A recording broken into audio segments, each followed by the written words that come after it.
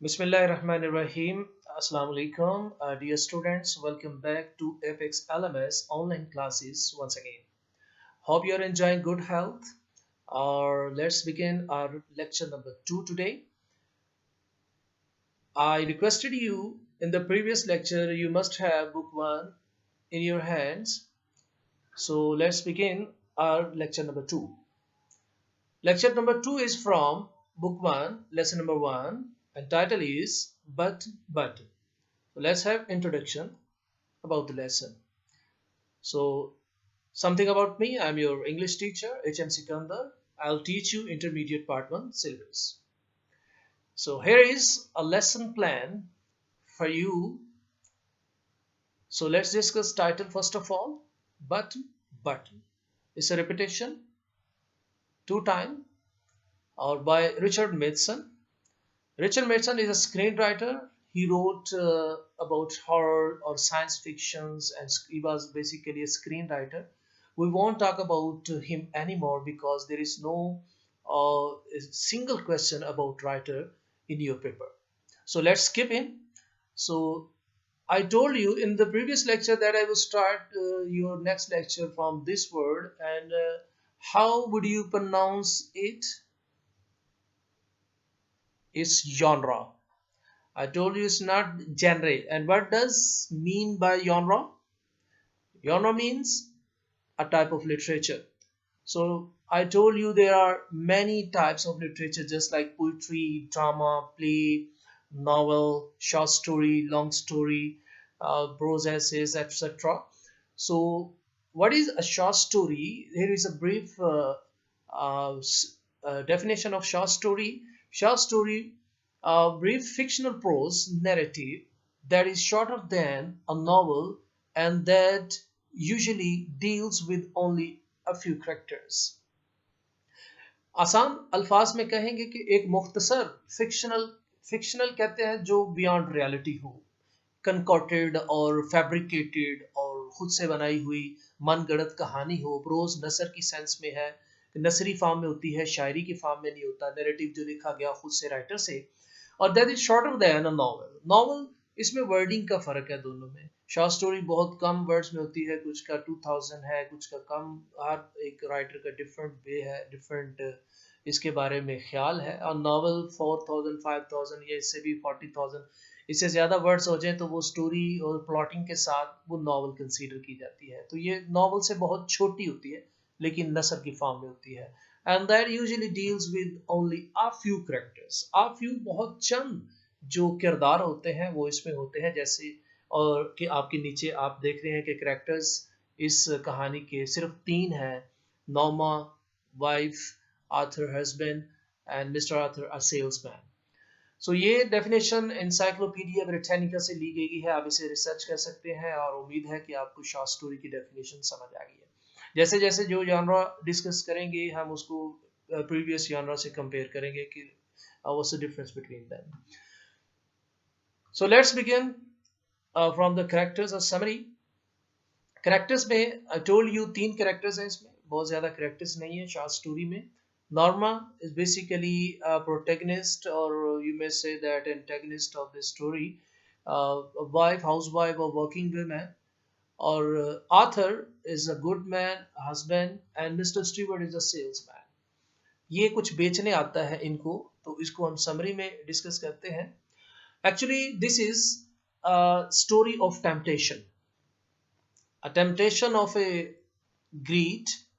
Or I will just set two quotations, two proverbs here to understand this story.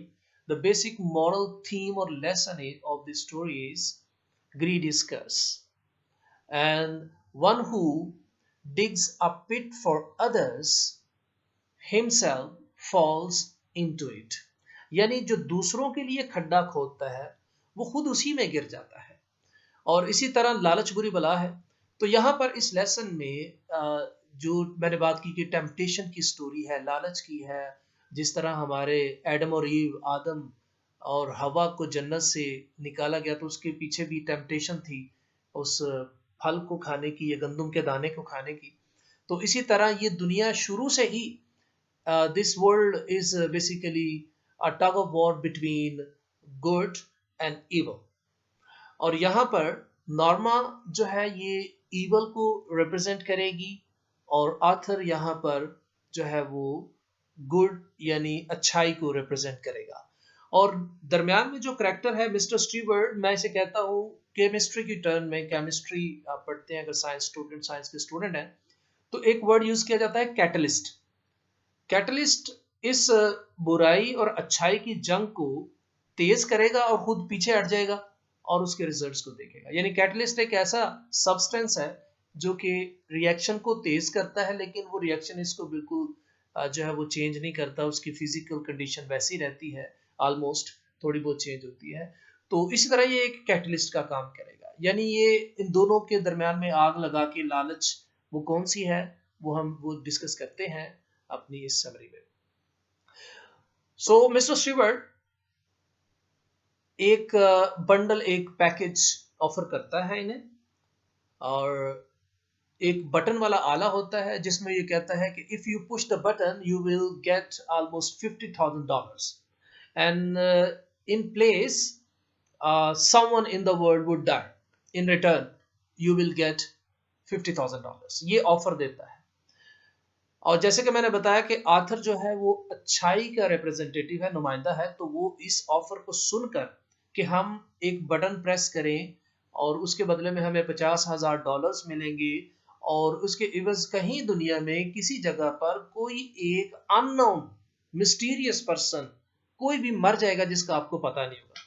तो Arthur तो कहता है ये तो इमोरल है, ये इखलाकी गैर इखलाकी हरकत है किसी को मारना पैसे की खातिर। But on the other hand Norma, as I've told you, is a greedy woman and she becomes the cat spa or the victim of greed or desires, and she presses or pushes the button and receives a call from Lenox Hill Hospital that her husband has been pushed in front of train and he has been killed. और जब ये खबर सुनती है कि उसके husband को train के सामने धक्का दे दिया, मार दिया गया, और अचानक फिर इसे अपनी लाइफ इंश्योरेंस पॉलिसी की जो $25,000 की थी कि जो कि हादसे की सूरत में डबल मिलना है, तो फिर उसे वो याद आ जाता है और वो 25 और 25 50 हो जाता है और बस उसी में सारी जिंदगी अपनी वो पछतावे में बाद में गुजारती है। ये एक शॉर्ट सी समरी है, कैरेक्टर्स है। नॉर्मा एक लालची खातून है जो कि मिस्टर स्टीवर्ट की पेशकश को कबूल करती है, बटन को प्रेस करती है $50,000 की खातिर, और because she wants to improve her lifestyle. She wanted to have a good apartment, nicer clothes and all these things. She wants to improve her lifestyle. That's why she pushed it out. Middle class से है और middle class का हर बंदा चाहता है कि हम improve करें, आगे जाए। जी, तो अब हम अपना इसका टेक्स्ट डिस्कस करते हैं। आपके सामने ये इसकी ओपनिंग लाइंस है, इसका टेक्स्ट है, अभी हम इसको डिस्कस करते हैं। इससे पहले मैं आपके साथ जो पंक्चुएशन डिस्कस करना चाहता हूं। आप देख सकते हैं यहाँ पर ये कुछ साइंस हैं, ये आपको कुछ डैश टाइप नज़र आ रहा है, कुछ ये है, और ये दो आपको डॉट्स नज़र आ रहे हैं, इसे क्या कहते हैं? ये जो आपको दो कॉमास ऊपर नज़र आ रहे हैं, कोटेशन मार्क, ये क्या चीज़ है? और इनके दरमियान में ये सारे पंक्चुएशन है, फुल स्टॉप है, कॉमा है, ये सारे पंक्चुएशन मार्क्स हैं। और how many punctuation marks are there? So let's discuss. There are some punctuation marks, capital letters, यानी कोई भी प्रॉपर नाउन हो या आपका कैपिटल लेटर हमेशा सेंटेंस कैपिटल लेटर से शुरू होता है, इसको हम डिस्कस करेंगे। फुल स्टॉप और पीरियड भी से बोलते हैं, और ये आपको फुल स्टॉप कोई एहतमाम या और उसका कॉन्ट्रैक्शन बनाना हो वहाँ पर यूज़ करते हैं, इसको भी हम डिटेल से डिस्कस करेंगे। इसके लिए कॉमा है, पास के लिए यूज़ करते हैं, और बहुत सारे इसके मल्टीपल इसके यूजेस हैं, हम उसको भी अभी डिस्कस करेंगे। और नंबर 4 पे है डैश और हाइफन। डैश और हाइफन में कुछ खास जो है वो दिखने में कोई फर्क नहीं है, लेकिन फंक्शन इनके दोनों के डिफरेंट है और बहुत ज़्यादा है, इसको हम डिस्कस करेंगे। इस तरह आपको नज़र आती है डैश, क्वेश्चन मार्क क्वेश्चन पूछने के लिए, और एक्सक्लेमेशन मार्क जब आपकी फीलिंग्स और जब आप अपने आप को एक्सप्रेस कर रहे होते हैं तब इस्तेमाल होते हैं। कोटेशन मार्क जब राइटर के अल्फाज या करेक्टर के अल्फाज हो, राइटर के अल्फाज तो नहीं होते ज़्यादातर शॉर्ट स्टोरी में, जो करेक्टर के जो आपको वर्ड्स मिलेंगे वो हमेशा कोटेशन मार्क में, डायरेक्ट और इनडायरेक्ट में आप पढ़ के आ चुके हैं, कोटेशन मार्क में लिखे जाते हैं। इसी तरह कॉलन, ये आपको दो नुक्ते मैंने ऊपर अभी मेंशन किया था कि ये क्या होता है, इसे कॉलन कहते हैं, इसके क्या यूसेज, क्या यूजेस हैं, क्या इसको हम बात करेंगे। इस पे बस सेमी कॉलन होता है, एक ऊपर फुल स्टॉप टाइप और नीचे कॉमा होता है। इसी तरह अपोस्ट्रोफी है, ये भी बहुत इंपॉर्टेंट है, ये फ्लाइंग कॉमा भी इसे कहते हैं, जरा उल्टा है यहाँ पर, इसको हम मेंशन करेंगे। तो अभी फिलहाल पंक्चुएशन में सारा डिस्कस करना मुमकिन नहीं है, तो मैं आपके साथ 3 जो पंक्चुएशन मार्क्स हैं आज वो डिस्कस करूंगा, और ये डिस्कस करने के बाद हम इनको ट्रांसलेशन में, टेक्स्ट में ढूंढेंगे, और जैसे ही हमारे सामने आएगा तो ये जो यूसेज है आपको जो मैं बता चुका हूँगा, आप इसकी मदद से उसको अंडरस्टैंड करेंगे। ये इसलिए मैं पहले डिस्कस कर रहा हूँ। सो पहले नंबर पे है अपोस्ट्रोफी। इसके बेटा मेजर 3 इसके यूसेज है। नंबर 1, 2, 3। Number 1 possession. पोजेशन मतलब मलकियत, किसी चीज का मालिक, ऑनर होना। जैसे कि नीचे मैंने मेंशन किया है एग्जांपल को, अलीज कार।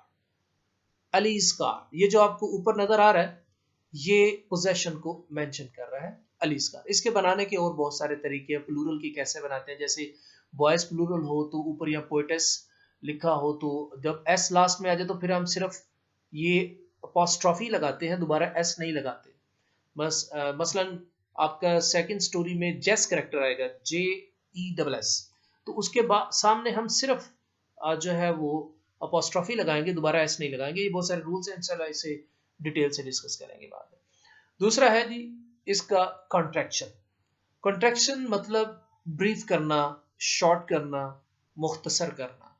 जैसे कि ये आपके सामने मिसाल है, आई एम को आप आई एम में शॉर्ट करते हैं, जैसे आई डू नॉट को आई डोंट, जैसे आई विल नॉट को आई वॉन्ट, और इस तरह आई वुड नॉट को I wouldn't, I can not को आई कैंट या कांट। इसका तीसरा रूल है प्लूरल बनाना, प्लूरल्स और एटसेट्रा, कुछ और भी है लेकिन आप फिलहाल 3 को याद रखें।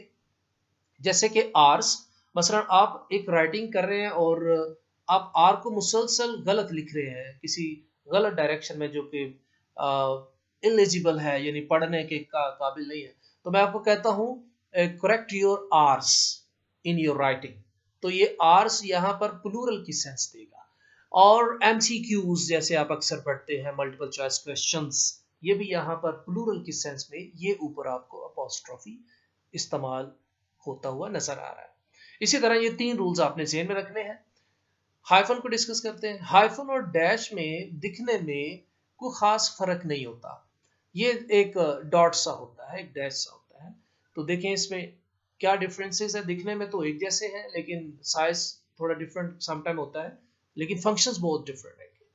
हाइफन को फर्स्ट बहुत सारे इसके यूजेस 6-7 यूज हैं, लेकिन आप फिलहाल 4 को जो है वो अपने ज़हन नशीन कर लें, ताकि बाद में जब आएंगे तो हम उसे बाकी डिस्कस कर लेंगे।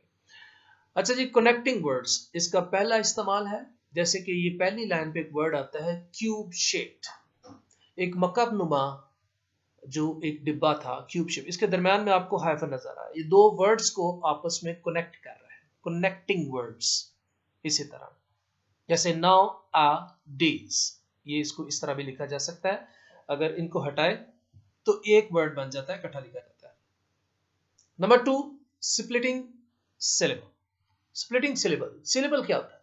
सिलेबल को समझना जरूरी है। जैसे कि टाइटल में मैंने बोला, इसमें 2 सिलेबल हैं, फर्स्ट सिलेबल पर स्ट्रेस करें तो मीनिंग और हो जाता है, सेकंड पे तो जैसे कि ऑब्जेक्ट, ऑब्जेक्ट, इसमें 2 सिलेबल है ऑब्जेक्ट में, अगर फर्स्ट पे स्ट्रेस करेंगे तो मीनिंग और होगा, सेकंड पे स्ट्रेस करेंगे तो मीनिंग होगा। जैसे रिकॉर्ड, रिकॉर्ड, फर्स्ट पे स्ट्रेस दिया तो नाउन बन गया, सेकंड पे आप दे दो वर्ब बन जाता है मोस्टली, और भी बहुत सारे इसके यूज है।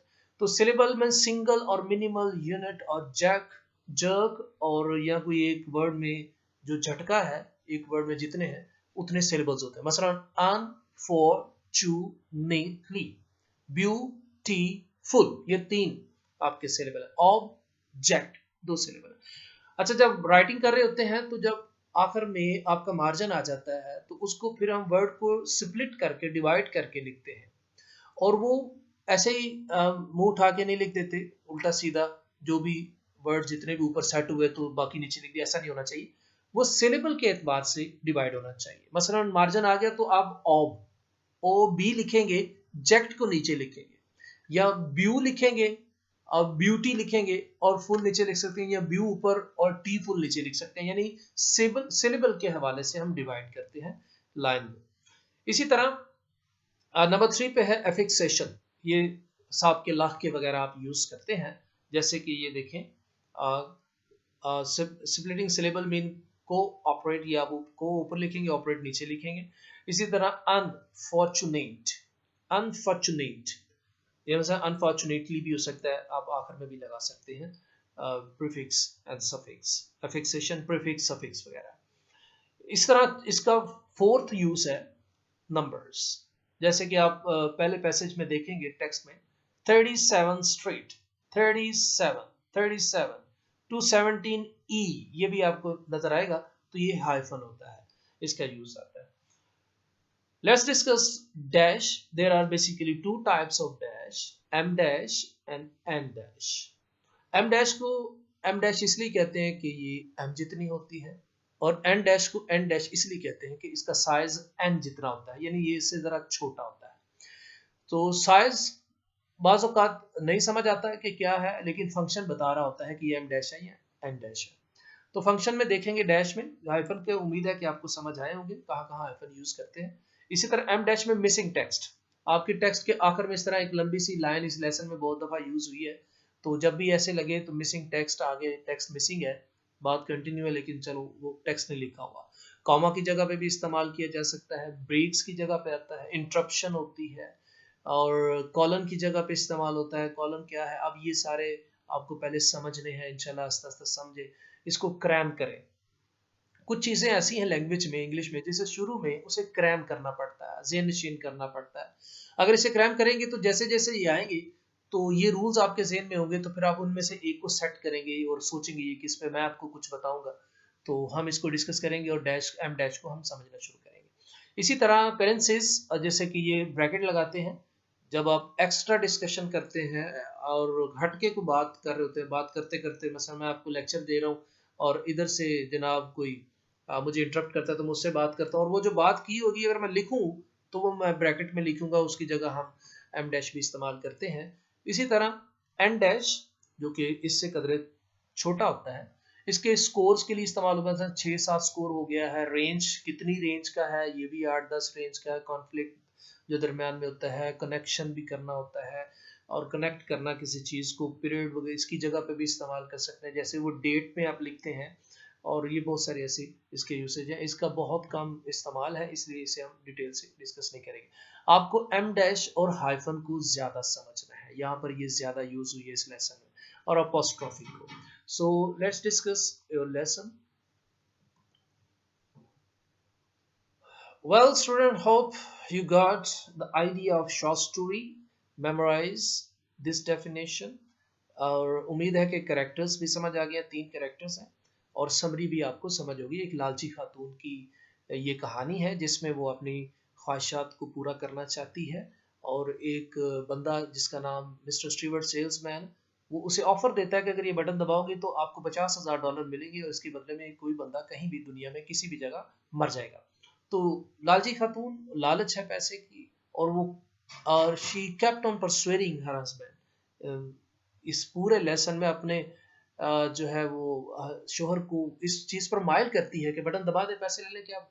बस इसीलिए ये आपका टाइटल बटन बटन तकरार में आ जाता है 2 दफा इस हवाले से। So let's read. रीडिंग बहुत जरूरी है बेटा, रीडिंग में आपकी प्रोनाउंसिएशन और बहुत सारे जो है वो कॉम्प्लिकेशंस क्लियर होती है। So let's read first of all, आज हम बस इसी को डिस्कस करेंगे।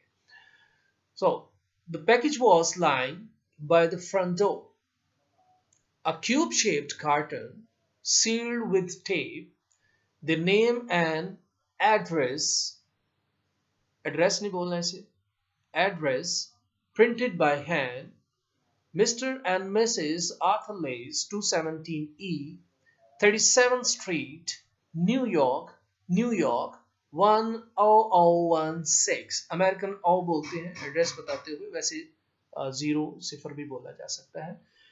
Norma picked it up, unlocked the door, and went into the apartment. It was just getting dark. After she had put the lamb chops in the broiler, she sat down to open the package. Inside the carton was a push button unit fastened to a small wooden box. A glass dome covered the button. Norma tried to lift it off, but it was locked in place. She turned the unit over and saw a folded piece of paper, scotch taped to the bottom of the box. She pulled it off. Mr. Stewart will call on you at 8 p.m. So let's translate the passage. The package. Language और grammar को भी discuss किया जाएगा साथ साथ. दी यहाँ पर इसको डिटर्मिनर कहेंगे. वैसे ये आर्टिकल है, डेफिनेट आर्टिकल है, लेकिन यहाँ पर डिटर्मिनर का काम कर रहा है क्योंकि पैकेज एक कॉमन नाउन है तो उसको खास बना रहा है क्योंकि वो खास पैकेज है, इसलिए इसको यहाँ पे यूज किया. पैकेज. वो प्लंदा या पैकेज भी लिख सकते हैं. वो प्लंदा वॉज लाइंग पड़ा हुआ की सेंस है. ये झूठ या दूसरी सेंस में यूज नहीं कर रहा है. इसे हम जो है वर्ब की कैटेगरीज में लेंगे इंट्रांजिटिव वर्ब्स. एक ट्रांजिटिव वर्ब है और एक intransitive verb. By the front door मरकजी दरवाजे के सामने. वो पलंदा मरकजी दरवाजे के सामने पड़ा हुआ था. अब ये यहां पर बेटा डैश यूज हो गई है. ये है एम डैश. ये कॉलन की जगह पर भी इस्तेमाल हो सकती है क्योंकि आगे इंफॉर्मेशन को एक्सप्लेन किया जा रहा है इस चीज को कि वो पलंदा कैसा है. देखिए अ क्यूब शेप. अब ये हाइफन है या क्यूब शेप. एक मकब नुमा एक जैसे ये जूते का डब्बा होता है आपका मकब नुमा. 8 कोने उसके 8 हिस्से होते हैं. इस तरह का वो एक डिब्बा था. एक क्यूब शेप मकब नुमा. कार्टन. सील्ड इसलिए मैंने अंडरलाइन किया वर्ड कि ये सिनोनिम इंपॉर्टेंट है. इसे आप अंडरलाइन कर लें. जो मैंने ये 3-4 से अंडरलाइन किए वर्ड्स ये पेपर में आ चुके हैं और ये आने के चांसेस हैं, इसलिए इंपॉर्टेंट सिनोनिम है, इसको अंडरलाइन कर लें. Sealed mean fasted. फास्टेड क्या होता है? जुड़ा हुआ, मुंसलिक होना. ये इसका सिनोनिम आप लिख सकते हैं. मुंसलिक होना, जुड़ा हुआ होना. एक मकबनुमा डिब्बा जुड़ा हुआ था विद टेप के साथ. Their name and address printed by hand. उनका नाम और उनका जो पता है वो हाथ से तहरीर किया गया था. अब ये हाथ से तहरीर क्या होता है बेटा? जब आप हाथ से लिखें लेकिन कैपिटल लेटर्स में लिखें तो उसे हम कहते हैं प्रिंटेड बाय हैंड. एक तो आप प्रिंट करते हैं, प्रिंट अपना निकालते हैं, और लेकिन यहाँ पर हाथ से अगर कैपिटल्स में लिखें तो उसे प्रिंटेड बाय हैंड कहते हैं. इसी तरह बेटा कॉलन है और ये मजीद एक्सप्लेन कर रहा है इस चीज़ों को. तो ये आपको कोटेशन मार्क नजर आ रहा है और ये मिस्टर का कॉन्ट्रैक्शन बनाया हुआ यानी शॉर्ट की, जैसे मैंने बताया, ब्रीफ किया हुआ, फुल स्टॉप यूज किया. Mister and missus Arthur Lewis, ये उनका एड्रेस है. 217 E37 स्ट्रीट, न्यूयॉर्क 10016. का पोस्टल कोड है. 2 दफा जो है न्यूयॉर्क यूज किया गया है बेटा. एक सिटी और एक स्टेट का, इसलिए न्यूयॉर्क सिटी भी है और स्टेट भी है, उसका पोस्टल कोड है, इसलिए 2 दफा यूज किया गया. क्योंकि जैसे हम लिखते हैं कि शहर गुजरांवाला और डिस्ट्रिक्ट गुजरांवाला, तो इसी तरह ये भी यूज किया गया स्टेट के लिए. 2 दफा इसीलिए इस्तेमाल किया गया. इसको ऐसे ही आप ट्रांसलेट कर देंगे. Norma picked it up. Norma ने उसे उठाया. Unlock the door. दरवाजा खोला, दरवाजे का ताला खोला. And went into the apartment. Apartment जो है अमेरिकन यूज करते हैं. फ्लैट जो है वो ब्रिटेन यूज करते हैं. पोर्शन वगैरह भी कह सकते हैं हम. वो अपने रहायशगाह में चली गई. नॉर्मा ने उसको उठाया यानी पलंदा को, दरवाजा खोला और अपनी रहायशगाह में दाखिल हो गई. It was just getting dark. Use of it. आप यहाँ पर जब भी कोई मौसम टाइम बताना हो नॉन लिविंग थिंग्स के लिए, स्ट्रेस के लिए, टाइम के लिए, तो आप इट का इस्तेमाल करते हैं. It was just getting dark. अब वहां पर अंधेरा छा रहा था, यानी ये अब तारीकी छा रही थी. शाम का वक्त था यानी मगरिब का वक्त था. तो जब वो काम से वापस आई तो उसने वो देखा. After she had put the lamb chops. Lamb जो बकरे की चांपें, बकरे की चांपों को in the broiler. Broiler means stove, STOVE, यानी चूल्हा, आहनी पर चढ़ाने के बाद यानी चूल्हे पर चढ़ाने के बाद. बकरे की चांपें आहनी यानी चूल्हे पर चढ़ाने के बाद शी सैट डाउन, वो बैठ गई, टू ओपन द पैकेज, उस परिंदा को खोलने के लिए। बकरे की चांपें आहनी पर चढ़ाने के बाद वो उस परिंदा को खोलने के लिए बैठ गई, उस डब्बे को खोलने के लिए या उस पैकेज को। Inside the carton was a push button, उस डिब्बे के अंदर एक बटन दबाने वाला आला था। पुश बटन, बटन दबाने वाला यूनिट आला था। फास्टन, फास्टन मीन सील्ड, ये जुड़ा हुआ था, मुंसलिक था, जुड़ा हुआ था, fixed to small wooden box, जो एक छोटे से लकड़ी के डिब्बे के साथ जुड़ा हुआ था। उसके अंदर एक दबाने वाला एक आला था, बटन दबाने वाला आला था, जो कि एक लकड़ी के छोटे से डिब्बे से जुड़ा हुआ था। A glass dome, dome mean covered, एक मेहराब नुमा, गुंबद नुमा, शीशे का एक गुंबद नुमा कवर्ड जिसने ढांपा हुआ था बटन, बटन एक शीशे का गुंबद था जिसने बटन को ढांपा हुआ था। Norma try to lift it off, Norma ने उसे उखाड़ने की कोशिश की, उतारने की कोशिश की, अलग करने की कोशिश की, but it was locked in place, लेकिन वो अपनी जगह पर मुंसलिक था। She turn the unit over, उसने उस आले को पलटा, घुमाया या उल्टाया, एंड सा अ फोल्डेड पीस ऑफ पेपर, और एक तयशुदा कागज का टुकड़ा देखा। नॉर्मा ने उसको पलटा और एक तयशुदा कागज का टुकड़ा देखा। स्कॉच टेप, जो कि शीशे की टेप से जुड़ा हुआ था, स्कॉच टेप जो नोट वगैरह जोड़ते हैं, सैलो टेप भी बोलते हैं इसे, शीशे की टेप से।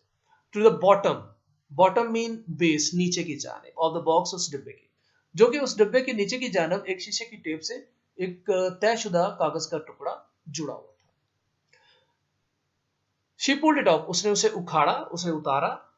Mister Steward will call on you at 8 PM, mister Steward, ये जी इससे जाहिर होता है कि वो मिस्टर स्टीवर्ड ने उस परिंदा को, उस पैकेज को वहां पर भेजा था, सेंड किया था, और उसके ऊपर उसका ये एक लाइन लिखी हुई थी, मेंशन की हुई थी कि उसे कॉल ऑन, अच्छा कॉल ऑन से मुराद ये नहीं कॉल करेंगे आप, कॉल ऑन से मुराद आपको मिलने आएंगे, ये फ्रेजल वर्ब है, आपको मिलने आएंगे एट 8 PM।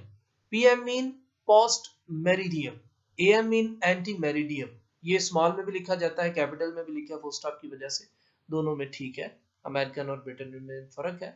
तो ये था आज का आपका लेसन, और 20% आपकी जो है वो ट्रांसलेशन थी इसमें। If you have any Curie, any problem, you can discuss it in your next lecture, और इसको बार बार वीडियो को देखें ताकि आपको बाकी आइडियाज क्लियर, और जो क्वेश्चन है आपके जहन में आए और आप नेक्स्ट सेशन में वो आप मुझसे पूछ सकें। Thank you so much once again, और इंशाल्लाह see you in the next lecture, lecture number 3, which will be all about translation. Thank you so much. Allah Hafiz.